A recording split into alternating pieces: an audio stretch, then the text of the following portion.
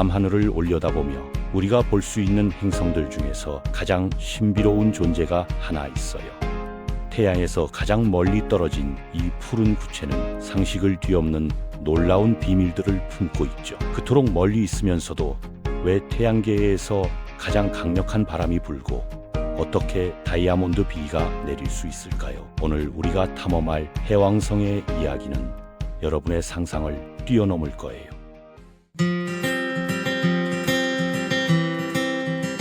1846년 한 수학자가 계산만으로 새로운 세계를 찾아냈어요. 위르뱅 르베리에라는 프랑스 천문학자는 천왕성의 이상한 궤도 움직임을 분석하면서 보이지 않는 거대한 천체가 영향을 미치고 있다는 결론에 도달했죠. 그의 수학적 예측은 놀라울 정도로 정확했어요. 독일의 요한 갈레가 망원경을 예측 지점으로 향했을 때 불과 하나도 차이로 그 신비로운 행성을 발견한 거예요.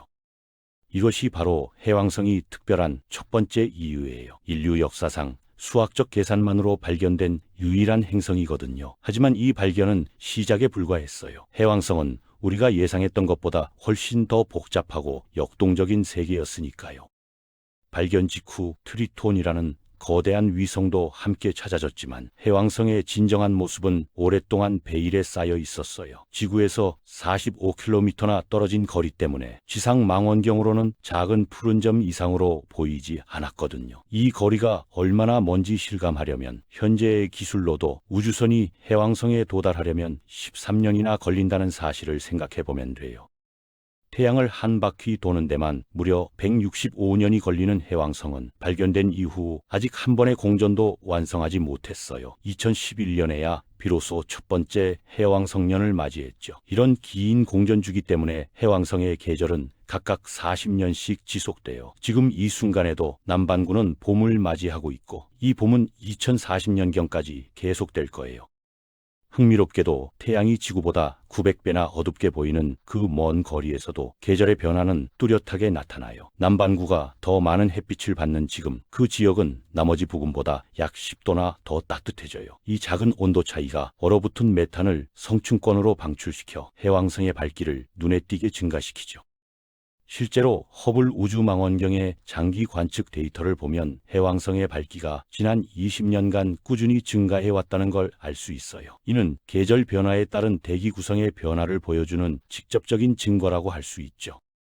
해왕성의 가장 놀라운 특징 중 하나는 바로 그 극한의 날씨예요. 태양계 모든 행성을 통틀어 가장 빠른 바람이 부는 곳이 바로 여기거든요. 적도 지역에서 서쪽으로 부는 바람의 속도는 시속 206km에 달해요. 이건 거의 초음 속에 가까운 속도죠.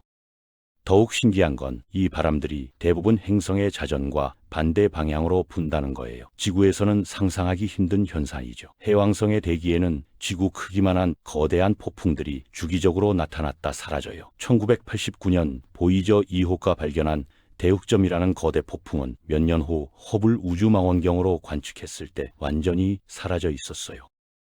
그런데 여기서 한 가지 의문이 생겨요. 왜 해왕성은 구성과 크기가 비슷한 천왕성보다 훨씬 더 역동적인 날씨를 보일까요? 천왕성의 바람도 빠르긴 하지만 시속 900km 정도로 해왕성과는 비교가 안 되거든요. 답은 두 행성의 내부 구조에 숨어 있어요. 놀랍게도 태양에서 가장 멀리 떨어진 해왕성이 천왕성보다 더 따뜻해요. 해왕성은 내부에서 상당한 양의 열을 방출하는 반면 천왕성은 거의 열을 내지 않거든요. 과학자들은 수십억 년 전 거대한 천체가 천왕성에 충돌하면서 원시 열이 모두 소진되었을 것으로 추정하고 있어요. 해왕성의 내부 구조는 정말 흥미로워요. 대기는 수소 80%, 헬륨 19%로 구성되어 있고 소량의 메탄이 그 아름다운 푸른색을 만들어내죠. 천왕성의 청록색과는 확연히 다른 질은 진한 파란색이에요. 표면 아래로 내려가면 물, 암모니아, 메탄 얼음으로 이루어진 액체 멘틀이 있고 그 중심에는 암석으로 된 핵이 자리하고 있어요. 가장 놀라운 건 핵과 멘틀이 만나는 지점에서 일어나는 현상이에요. 그곳의 압력은 지구 표면 대기압의 700만 배에 달하는데 이런 극한 조건에서는 메탄이 분해되면서 다이아몬드가 형성될 수 있어요. 상상해보세요. 액체 탄소의 바다에 고체 다이아몬드 덩어리들이 떠다니고 멘틀을 통해 다이아몬드 우박이 비처럼 쏟아지는 광경을요.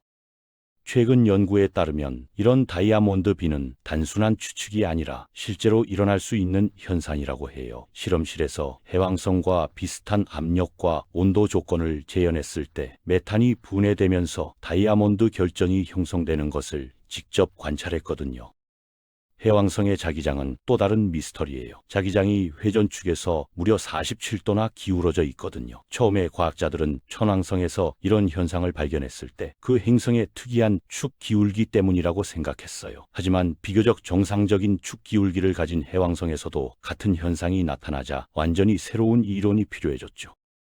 현재 가장 유력한 가설은 자기장이 핵에서 생성되는 게 아니라 전기 전도성을 가진 액체 멘틀에서 만들어진다는 거예요. 또는 멘틀이 핵의 자기장을 편향시켜서 이런 기이한 현상이 나타날 수도 있고요.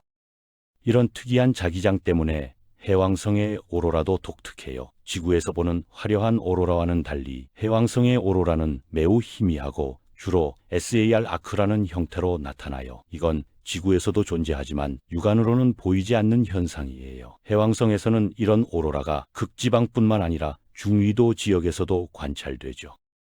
해왕성의 고리 시스템도 흥미로운 특징을 가지고 있어요. 다른 가스 행성들과 마찬가지로 고리를 가지고 있지만 매우 어둡고 희미해서 발견하기가 어려워요. 총 5개의 고리가 있는데 모두 해왕성의 발견과 연구에 기여한 과학자들의 이름을 따서 명명되었어요.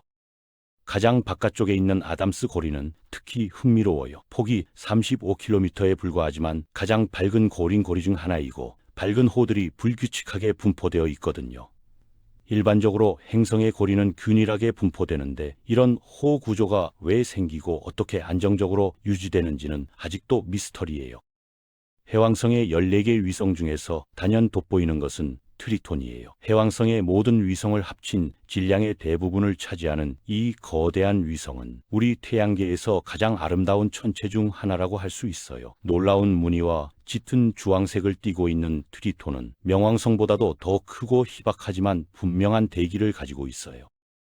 트리톤의 가장 특이한 점은 역행 궤도를 돌고 있다는 거예요. 해왕성의 자전과 반대 방향으로 공전하는 것이죠. 이는 트리톤이 원래 해왕성과 함께 형성된 게 아니라 나중에 포획된 천체일 가능성이 높다는 걸 의미해요. 아마도 카이퍼 벨트에서 온 얼음 천체였을 가능성이 크죠. 트리톤의 포획은 해왕성 시스템에 큰 변화를 가져왔을 거예요. 기존에 있던 위성들의 궤도를 교란시켜 충돌을 일으키고 그 잔해들이 지금의 고리 시스템을 형성했을 수도 있거든요. 이런 격변의 흔적들이 지금도 해왕성 주변에 남아있는 것이죠. 해왕성의 가장 바깥쪽 위성들인 프사마테와 네토는 정말 놀라운 기록을 가지고 있어요. 해왕성을 한번 공전하는데 무려 25년이나 걸리거든요. 이게 가능한 이유는 해왕성이 매우 큰 힐구를 가지고 있기 때문이에요. 힐구는 행성의 중력이 태양의 중력을 이기는 영역인데 해왕성은 태양에서 너무 멀리 떨어져 있어서 목성보다도 더 큰 힐구를 가지고 있어요. 해왕성은 우리에게 여전히 많은 질문을 던져주고 있어요. 그 극한의 날씨는 정확히 어떤 메커니즘으로 만들어지는 걸까요? 다이아몬드 비는 정말로 내리고 있을까요? 트리톤의 지하에는 액체 바다가 존재할까요? 이런 질문들에 대한 답을 찾으려면 새로운 탐사 미션이 필요해요. 하지만 해왕성까지의 여행은 쉽지 않아요. 13년이라는 긴 여행 시간과 극한의 추위, 강력한 방사선 환경 등 수많은 도전이 기다리고 있거든요. 그럼에도 불구하고 과학자들은 계속해서 해왕성 탐사 계획을 세우고 있어요. 언젠가 우리는 그 푸른 세계의 비밀을 더 자세히 알게 될 거예요. 밤하늘에서 작은 점으로만 보이는 해왕성이지만 그 안에는 우주의 신비가 가득 담겨 있어요. 수학의 힘으로 발견되고 극한의 날씨와 다이아몬드 비, 기울어진 자기장과 포획된 위성까지 해왕성은 우리가 우주에 대해 알고 있다고 생각했던 모든 것을 다시 생각하게 만드는 곳이에요. 그 먼 거리에서도 우리에게 끊임없이 새로운 이야기를 들려주는 해왕성, 우리가 아직 모르는 것들이 얼마나 많은지 깨닫게 해주는 곳, 언젠가 인류가 그곳에 도달해서 직접 그 신비를 풀어낼 날을 꿈꿔봅니다. 그때까지 해왕성은 태양계 끝자락에서 우리를 기다리며 우주의 무한한 가능성을 속삭이고 있을 거예요.